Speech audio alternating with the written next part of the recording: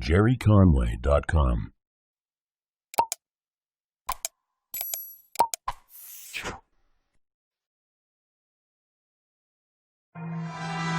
In the 22nd century, a weapon will be created like no other.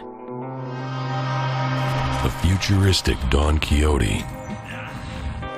His lance, a thermonuclear Magnum 357,000. His Dulcinea, an ample-breasted barista from Big Bucks. 8 feet, 375 pounds of cybernetic poultry.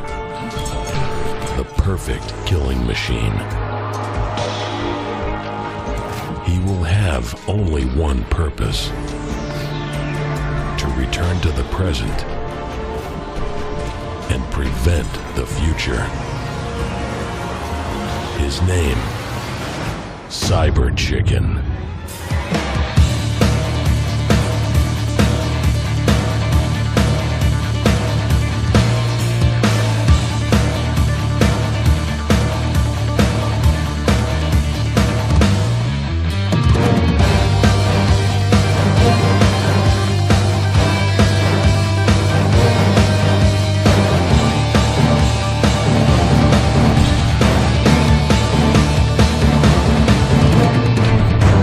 Respect me or fear me.